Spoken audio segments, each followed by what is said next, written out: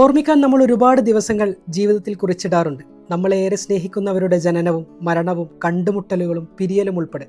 കഴിഞ്ഞ പ്രോഗ്രാമിന് പാടുന്നവരുടെ പേരെഴുതാനായി വീട്ടിൽ നിന്ന് ബാഗിലെടുത്തിട്ട് മിർഫുവിൻ്റെ നോട്ട് ബുക്ക് മറിച്ചപ്പോൾ അതിൽ കണ്ടൊരു വാചകം ഇങ്ങനെയാണ്: എൻ്റെ പൂച്ചയുടെ 1ാം പ്രസവം ഡിസംബർ 27. ഇടയ്ക്കൊക്കെ തോന്നാറുണ്ട്, ആത്മാവുകൾ കൈമാറ്റം ചെയ്യാൻ കഴിഞ്ഞിരുന്നെങ്കിൽ എനിക്കൊരിക്കലെങ്കിലും അവളാകാൻ കഴിഞ്ഞിരുന്നെങ്കിലെന്ന്. അതുമല്ലെങ്കിൽ അവളെപ്പോലെ ദിവസങ്ങൾ ഓർത്തുവെക്കാൻ മാത്രം ആഴത്തിൽ ചുറ്റുമുള്ള ജീവികളെ വരെ ഉൾക്കൊണ്ട് ചേർത്തു നിർത്താൻ കഴിഞ്ഞിരുന്നെങ്കിലെന്ന്. നിഷ്കളങ്കത പോകാൻ മാത്രം മനുഷ്യർ വലുതാവാനിരുന്നെങ്കിലെന്ന്. ഇടയ്ക്ക് വെറുതെ ഒന്ന് ചെറുതാവാൻ കഴിഞ്ഞിരുന്നെങ്കിലെന്ന് എനിക്ക് തോന്നാറുണ്ട്. കുതിരത്തെഴുതിയ കുതിരത്തിൻ്റെ കഹാനി എന്ന് പറയുന്ന പുസ്തകത്തിലെ ഒരു അധ്യായമാണ്. ഈ പുസ്തകം മുഴുവൻ മനുഷ്യരെക്കുറിച്ചാണ്.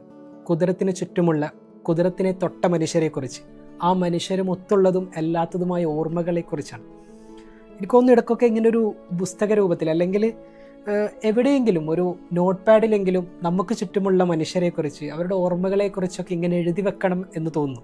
കുറേ കാലങ്ങൾക്കപ്പുറം അതെടുത്ത് മറിച്ച് നോക്കുമ്പോൾ കുറേ കൂടി എന്തൊക്കെയോ നമ്മുടെ ജീവിതത്തിൽ നമ്മൾ വെറുതെയല്ല ജീവിച്ചു തീർത്തത് എന്ന് മനസ്സിലാക്കാനെങ്കിലും അത് സഹായിക്കും എന്ന് തോന്നുന്നു. അപ്പം നമുക്ക് ചുറ്റുമുള്ളവരിലേക്കൊരു പരിഗണന കൂടിയാണ് ഈ പുസ്തകം. ചുറ്റുമുള്ള മനുഷ്യരെ, അനുഭവങ്ങളെ, അതിനൊക്കെ നമ്മുടെ ജീവിതത്തിൽ കുറേ കൂടി മുന്നോട്ട് പോകുമ്പോൾ ഒരു പുസ്തകമായൊക്കെ അത് എഴുതി വെക്കുമ്പോൾ അതൊരു പരിഗണനയാണ് എന്നെനിക്ക് തോന്നുന്നു. അപ്പം ഏറ്റവും മനോഹരമായി നമുക്ക് ചുറ്റുമുള്ള മനുഷ്യരെ ഒരു പേപ്പറിലെങ്കിലും, ഒരു മഷി കൊണ്ടെങ്കിലും എഴുതി ചേർക്കാൻ നമുക്ക് കഴിയട്ടെ എന്നുള്ളതാണ്. അപ്പം thank you so much. Keep smiling by heart, not only by lips.